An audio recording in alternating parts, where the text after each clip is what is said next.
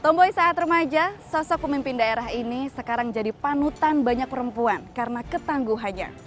Baginya, perempuan punya andil penting dalam membangun sebuah kota. Musibah dan bencana justru ia jadikan sumber kekuatan bahkan ladang amal. Simak perbincangan saya bersama Wali Kota Banda Aceh, Iliza Saaduddin Jamal, dalam Satu Indonesia.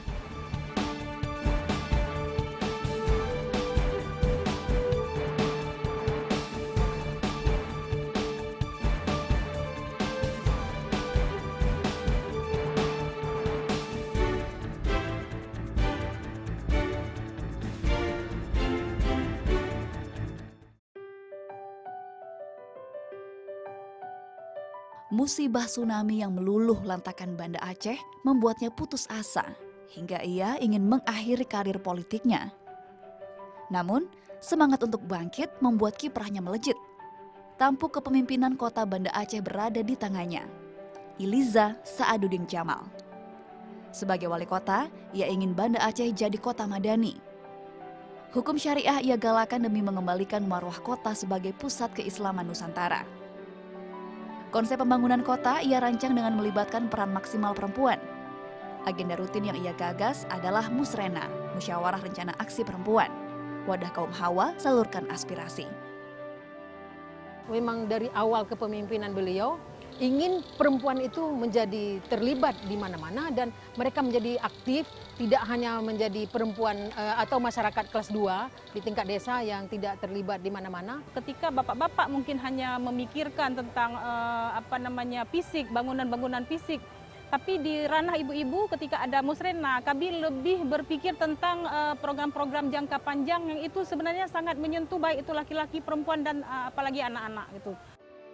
Pada tahun 2015 lalu, wanita yang akrab disapa Bunda Eli ini terpilih sebagai Chair of the Standing Committee on Women Local Government pada United Cities and Local Governments Asia Pacific, mewakili suara perempuan Asia dan Pasifik.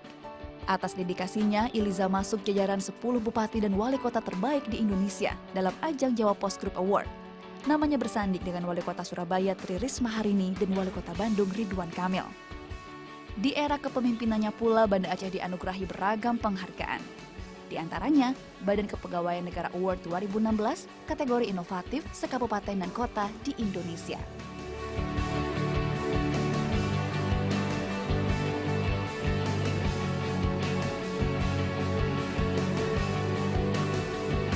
Dari Bumi Serambi Mekah, Satu Indonesia kali ini menghadirkan satu lagi sosok wanita inspirasional. Bersama saya sudah hadir Ibu Iliza Saaduddin Jamal. Assalamualaikum. Waalaikumsalam. Apa kabar? Alhamdulillah baik. Ini di sini berkumpul dalam rangka Musrena. Musrena itu Musyawarah Rencana Aksi Perempuan. Ya. Itu kegiatannya apa saja? Kita melihat bahwasanya perempuan itu akan lebih nyaman ketika mereka berada pada kelompok perempuan semuanya. Dan akhirnya kita ambillah kesimpulan perempuan harus terlibat sejak perencanaan pembangunan. Mereka bisa bukan hanya mampu menyuarakan apa yang menjadi kebutuhan perempuan, tapi bisa menentukan skala prioritas dan kemudian sambil juga melatih agar mereka bisa public speakingnya, ada keberanian. Tapi sebetulnya kondisi perempuan Aceh itu seperti apa sebelum Musrena ini ada begitu? Sampai-sampai Bunda akhirnya merasa perlu untuk mengadakan Musrena. Kita sudah tahu bagaimana perjuangan ya para perempuan Aceh. Laksamana Kemalahayati itu menumpas penjajah itu bukan hanya di darat tapi di lautan. Kemudian Cut Nyadin, kemudian Sri Ratu Safiatuddin bagaimana memimpin Aceh. Dan sudah saatnya juga pemerintah dan kita semua untuk membangkitkan semangat itu agar ketika perempuan diberdayakan, ketika perempuan diberikan kemampuan, maka saya yakin dan percaya tingkat kemiskinan terus akan bisa dikurangi. Karena memang ketika perempuan itu cerdas, dia akan memilih gizi anaknya, ya, makanan anaknya, kemudian pendidikan anaknya, kemudian bagaimana dia aktivitas lingkungannya, kemudian memberdayakan ekonomi dirinya.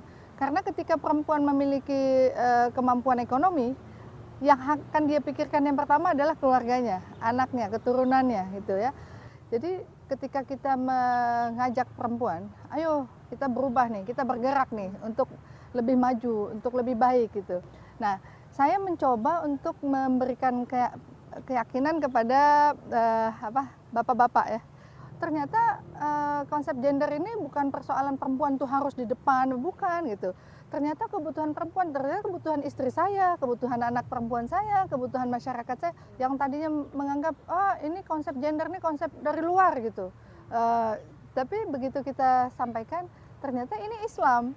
Ternyata ini adalah yang diinginkan oleh Rasul gitu. Menarik karena ternyata Bunda approach-nya atau pendekatannya justru ke kaum bapak-bapaknya dulu. Membuat mereka sadar happy wife is happy life ya.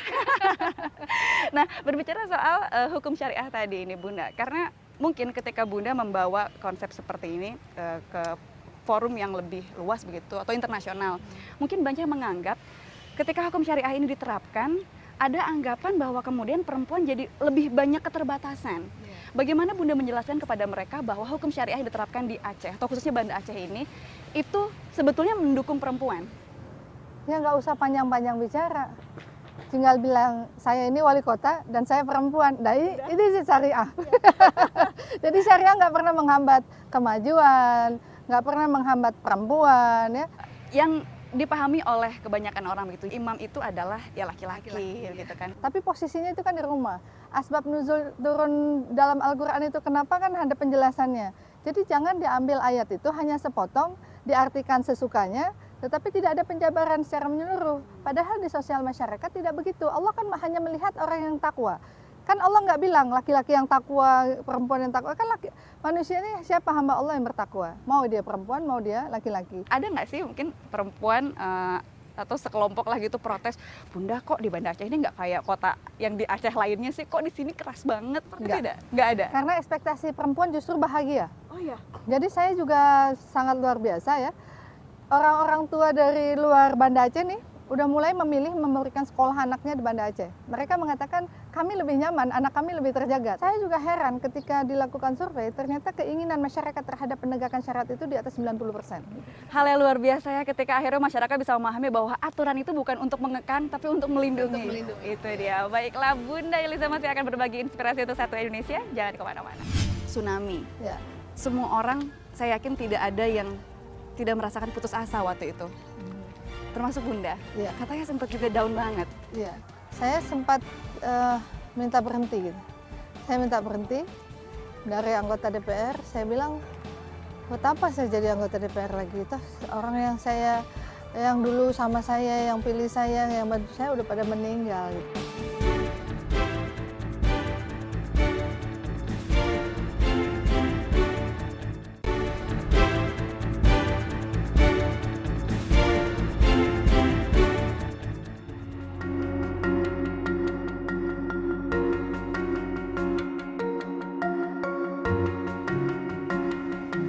Kembali di Satu Indonesia, monumen yang berada di belakang kita ini nggak pernah berhenti bikin kita takjub ya Bun ya.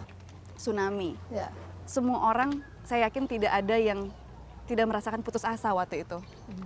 Termasuk Bunda. Iya. Katanya sempat juga down banget. Iya. Sampai seperti apa Bunda rasanya dulu? Saya kan anggota DPR yang mewakili wilayah Meraksa ini. Meraksa. Jadi saya sempat minta berhenti gitu.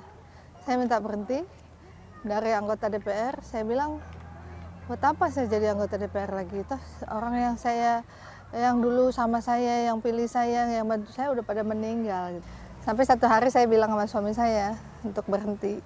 Suami saya bilang, kamu tuh harusnya bersyukur. Kamu tuh istighfar gitu. Sekarang itu yang penting kita tuh kasih semangat, spirit gitu. Udah bismillah deh.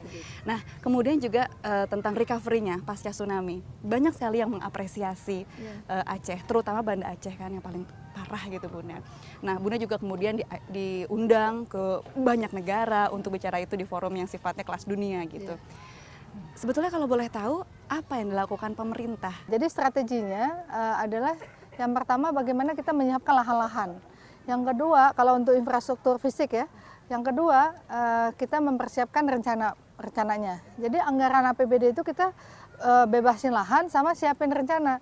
Nah, ketika ada ruang peluang kita langsung nyodorin, langsung bisa gitu. Jadi karena persoalannya kan kalau bantuan dari luar itu mereka mungkin perlunya nggak bisa membebaskan tanah, ya harus kita. Kemudian saya dari sisi mungkin segmen dari manusianya. dengan masyarakat, dengan ibu-ibu, dari pengajian ke pengajian, dari kegiatan-kegiatan, kemudian koordinasi lintas NGO gitu ya. Kita tidak bertumpu di satu titik itu. Itu ya menjadi pembelajaran untuk dunia gitu tentang bagaimana sebuah kota yang resilient, sebuah kota yang tangguh terhadap bencana. Ya. Ya, itu luar biasa Bunda. Sampai akhirnya Banda Aceh terus berkembang terus begitu ya. Bahkan menjadi, kalau ini mungkin bidangnya lain, Ya. tapi ini juga sebuah prestasi, yaitu menjadi pilot project untuk reformasi birokrasi. Iya. Ini gimana ceritanya bisa begitu Bunda? Waktu kita merubah wajah birokrasi itu ya, yang tadinya mungkin perencanaan pembangunannya copy paste itu ya, pokoknya dari tahun ke tahun itu pokoknya udah gitu. Tapi kemudian kita nggak mau begitu. Nah, jadi setiap hari rapat, sampai orang bilang kerja yuk rapat-rapat. Jadi kita lakukan evaluasi semuanya dan kita melahirkan itu dengan aplikasi. Aplikasi apa sih Bunda? Aplikasi e-kinerja.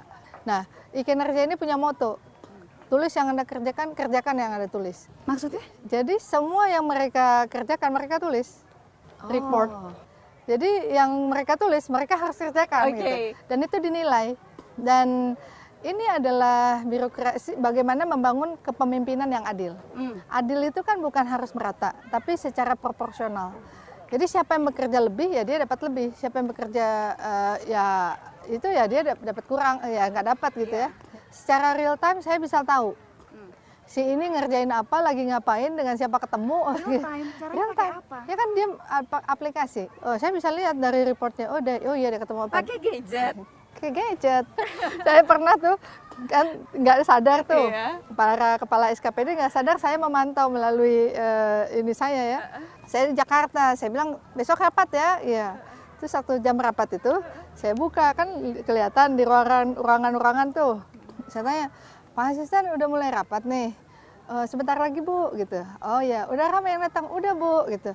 Benar udah rame. Iya udah rame. Saya hitung kok baru 5 orang. Oh masa Bu, Ibu ada di mana? Dia kaget.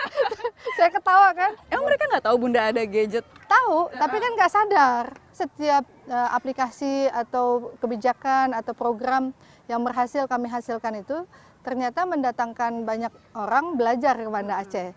Jadi dan dakwah kami tidak hanya cukup hanya di Banda Aceh, ternyata yang kami hadirkan itu seperti aplikasi-aplikasi yang ada itu sifatnya merah putih. Merah putih itu gratis, siapa aja boleh karena kami ingin membuat sesuatu untuk Indonesia tercinta. Jadi walaupun di ujung Pulau Sumatera, kami juga bisa berbuat untuk kemajuan Indonesia. Dari Banda Aceh untuk Indonesia, luar biasa. Kita akan lanjutkan perbincangan kita dengan Bunda Iliza, tapi setelah yang berikut ini. Kenapa kamu pergi nggak bilang-bilang? Kenapa pakai pingsan? Terus iya karena tadi tuh lagi serius nonton. Bandel juga ternyata.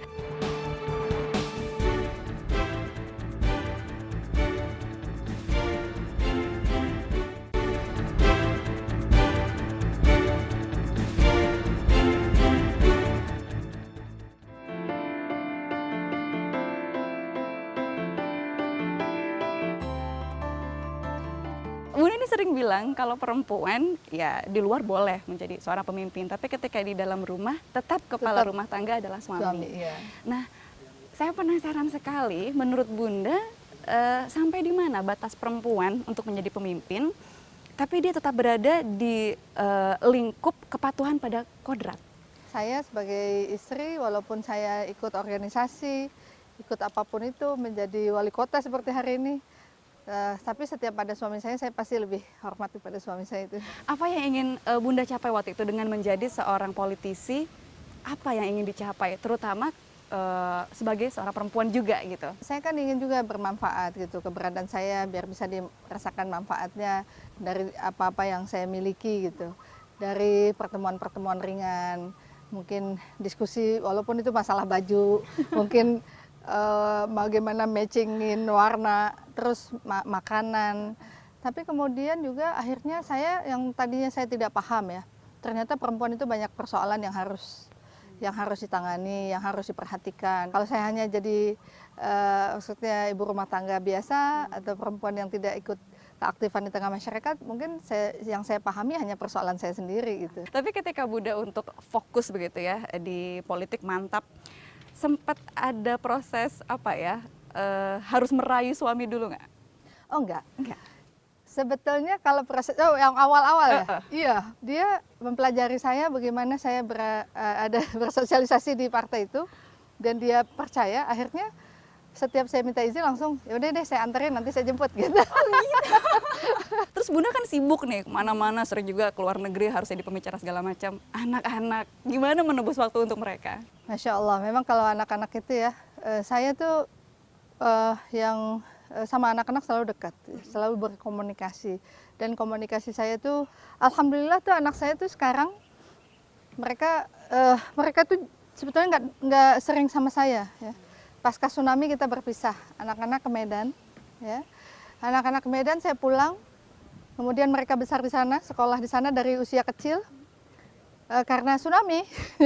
Jadi yang kakaknya juga pindah. Akhirnya yang tua pindah ke Jakarta, anak saya balik lagi ke Banda Aceh. Nah sekarang dua-duanya di Mesir. Apakah ada mungkin pendidikan yang diberikan oleh orang tua yang kemudian juga Bunda terapkan untuk anak-anak? Ayah saya tuh orang paling sabar. Ayah saya nggak pernah marah. Dia sama siapapun dia nggak pernah marah ya. Walaupun dia cukup tersinggung gitu, cukup sakit gitu. Baik persoalan di politik, saya tahu perjuangan tuh berat lah gitu. Tapi dia nggak pernah marah sama siapapun, dia selalu mendoakan siapapun itu. Jadi saya selalu bilang sama anak-anak, hidup itu ya kita apapun yang buruk datang ke kita itu sebetulnya dari Allah gitu. Itu ujian. Kita nggak boleh balas dengan keburukan. Itu yang diajarkan oleh orang tua saya, ayah saya. Dia sering nasihatin saya. Dan ternyata nasihat orang tua itu sangat berbekas itu. Maka saya sering tuh kalau sama anak-anak juga begitu. Saya ikut bicara, diskusi gitu. Sebetulnya kapan itu akan sangat berarti ketika saya udah nggak ada. Gitu. Sebetulnya yang saya rasakan, semakin ujian itu berat, semakin kita itu berdamai dengan diri kita, semakin kita bisa berempati dengan orang lain, semakin kita bisa mengerti orang lain. Jadi justru masalah itu sebetulnya membuat kita lebih kuat gitu. Masalah itu membuat kita lebih matang, masalah itu membuat kita lebih dewasa. Tinggal bagaimana cara kita minta Allah kasih jalan keluar, minta Allah kasih kemampuan untuk kita menghadapi persoalan itu.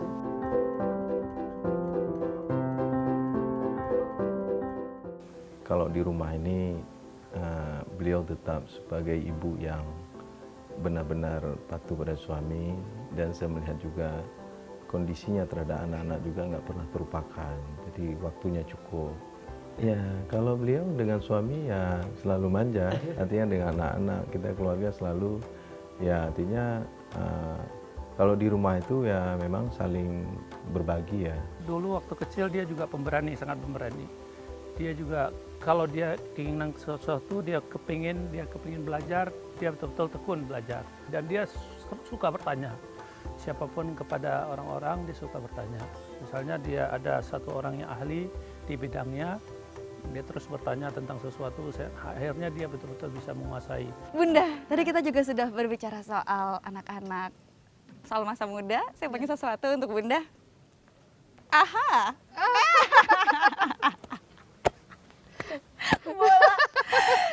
Bola sepak. Bunda, coba jelaskan.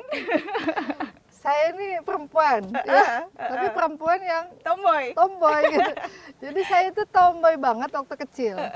Nah, saya selalu pakai jeans ya, terus rambut saya panjang tuh. Jadi, tapi saya itu suka bola gitu. Nah, ayah saya waktu itu kan salah seorang pimpinan DPR.